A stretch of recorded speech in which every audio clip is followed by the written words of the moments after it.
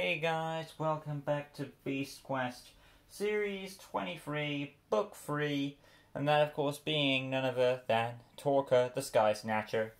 And I will straight off say it right now that this is the best book in Series 23.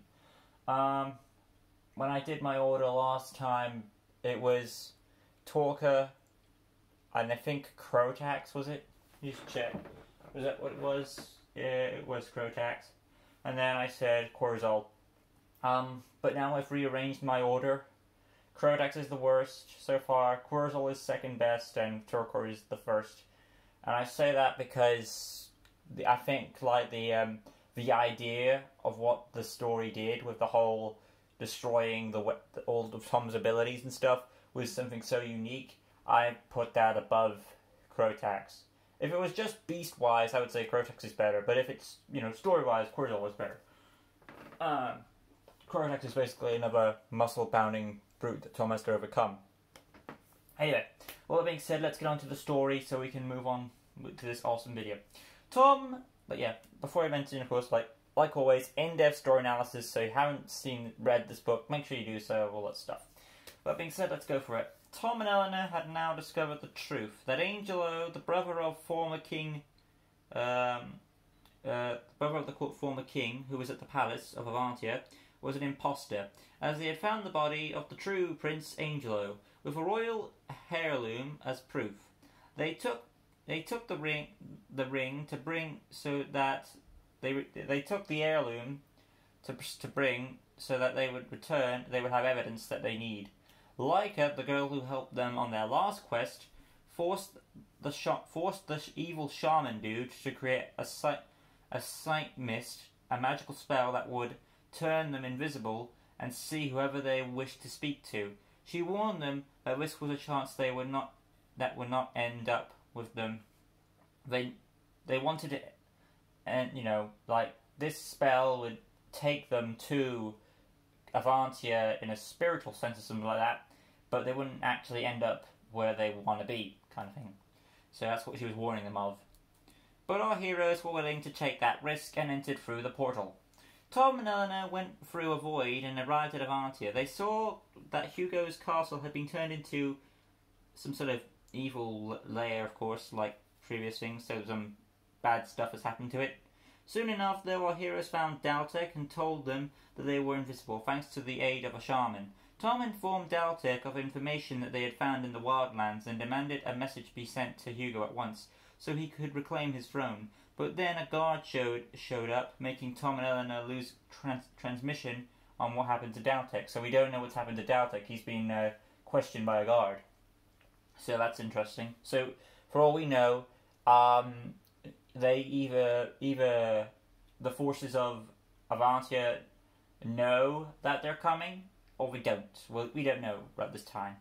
Tom and Eleanor now needed to get back to Avantia more than ever, as feared what happened to Daltek. So Leica told them the quickest route to get back is through the cold winterlands, but she warned them there's a beast that roams those lands.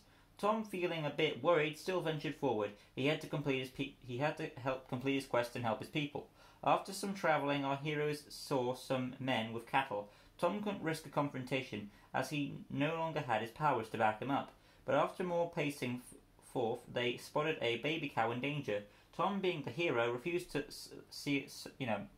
let an innocent life die, and jumped in the frozen waters to rescue the calf. However, the weight was too much. Without his powers, they were gonna die together. So Tom was saved as the cowherds came back to help Tom and the calf. They heated them up and showed their gratefulness by offering them a guide to get them through the mountains and to stay away from the beast known as Torka. Okay, Torka. Henrik, the cowherd leader, explained that Torka would come and steal cattle as sacrifices for her pleasure, but if she saw a human, she wouldn't mind the substitution. Then he revealed that two women had been taken by the beast, which made Tom want to help, and a few moments later Torka appeared, ready for action. Oh wow, that's an interesting ploy there. Normally you get told the beast, and it's like you have to wait a bit to get to it normally, but in this case, Torka, after the story mentioned, Torka's right there. Tom and Eleanor fought off Torka as best as they could with the aid of the cowherd named Ash. However, his flares seemed, because the cowherd had some flares on hand, seemed unaffected against the beast, allowing her to steal a cow and fly away. After some discussion with Ash, Tom believed there was a chance the women who had been taken by Torka were still alive, and after a further hiking towards Torka's lair, it seemed to be the case, as Tom could hear a female yelling. So yeah, that's interesting. We get introduced to the flares, which will come later into play in the book, but they already established that the flares have no effect on Torka, which is gonna... I've read the whole book, and I'll tell you this, the flares do come into play, and they do affect Torka. So that, there is kind of confusing. But other than that, yeah, we do get some information saying, oh, the women could possibly be alive, we have hope, and then we back up that hope when Tom hears a female crying out. So there's that for you. But yeah, let's carry on. Tom found where the cries were coming from, and they soon discovered it wasn't the women who had been taken, but Petra trapped under some logs. Despite being one of their enemies, they let her out, and they asked for... They need her information on her mother Capra. She claimed that she thought her mother was dead and she left her to be a victim of Torka, but before any further info, Torka emerged, capturing Eleanor. Tom was determined to save Eleanor. Tom had some explosive flares which he planned to use on the Sky Snatcher. He climbed to a high vantage point and had 2 attempts to trying to stop Torka. They failed because Tom didn't have the golden armor, which gave him both physical and mental strength to help complete his goal. With the odds stacked against him, Tom tried to change his strategy. He lured Torka after him, and timing it right, he tossed a flare into one of Torka's beaks, exploding and making the head lop down dead. The weight of the dangling head made Torka crash, while Petra saved Eleanor. Tom had to finish Torka before she recovered, but it was too late. Torka was recovered more faster than expected, despite the crash. She now was more angry than ever.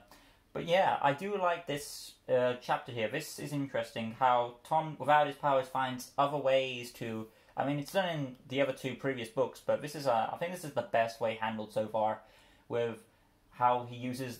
That's the way I wasn't thinking of, like, killing one of the heads makes it drop down, and the weight is like a sandbag, and it's pulling you down. So that makes it harder for Torka to fly. But she still crashed, and when she did crash, she has a good healing factor. It's like she's still ready to fight, but her wing was also damaged in the fight, so that's crippled now.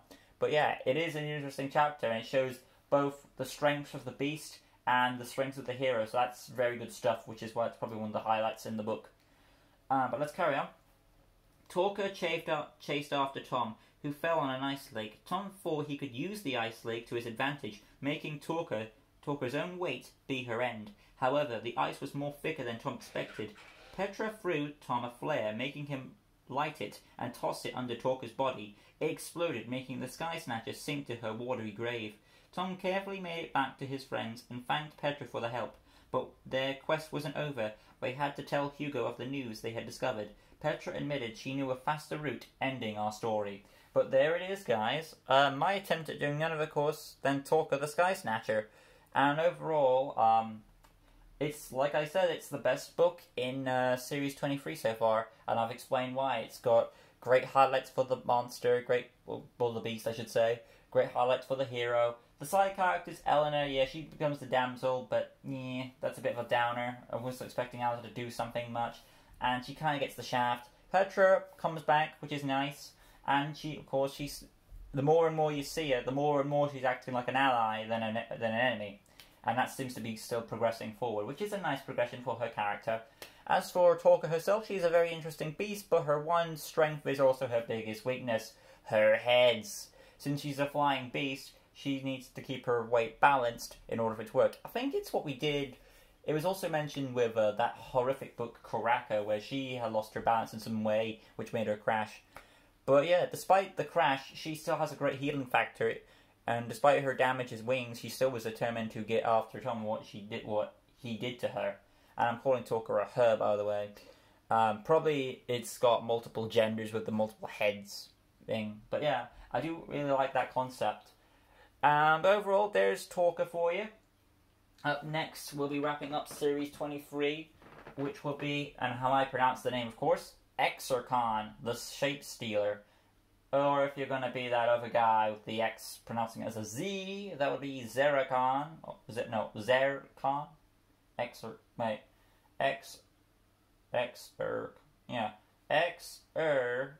which is E-R-Can. Exarchon? I think Exarchon is a better sounding name, so I'm pronouncing the R as my... It's hard to pronounce the name, really. X-E-R-K-A-N. Exarchon? Exarchane? Because A and A, so it would be Exarchon. What's the cane? Exarchane? Exarchon. I'm going with Exarchon, because Exarchon, but not R. But you get the idea. Exarchon is the Shape Stealer and the wrap-up of Series 23, and he's next. But you're going to be that other guy, like I said. You can pronounce it as Zercon? Zercon? Because it wouldn't be Zera, because there would be an extra E on that. But you get my point. The point is, I'm pronouncing it as Exarchon, but you can pronounce it however you like. But that being said, he's up next. And that will be wrapping up Series 23, which is a very impressive series of how it was handled with the villain, with the story it's going up, like who is this mysterious character. I do always like that vibe with these stories. And I'm looking forward to see how Series 23 comes to a close with the final beast. The Shattered Kingdom seems to be one of the better series so far in the Beast Quest franchise. And after that, Series 23, there will be one more official Beast Quest series. And not like that it's ending, it's the last series of books that they made to this date, because we're approaching it now. They haven't all been officially released, only 2 have been released, and the other 2 will be coming out later next year, on January, I believe. But I know one of them is. I know for guarantee one of them is. But yeah, I'm looking forward to see how this Series 23 ends. I'll see you guys next time. Like always, leave a like, comment, go subscribe to this stuff, hit notification bell right corner down below so you can stay tuned for all Beast Quest related topics on my channel and various amounts of other sources that are there too. I'll see you guys next time. Merry Christmas and all, and hopefully we'll be wrapping up Series 23 after I do the Christmas custom, so maybe January 1st? Who knows? Something like that. But, you know, I've got to push it back a bit because Christmas is in the way, so kind of have to. But maybe I'll do it December 26th, probably, because, you know, that's another opportunity to do it. Well, that being said, I'll see you guys next video. Lego Christmas Customs await. Till next time, guys, Lucas Green, signing out. Next time. Peace.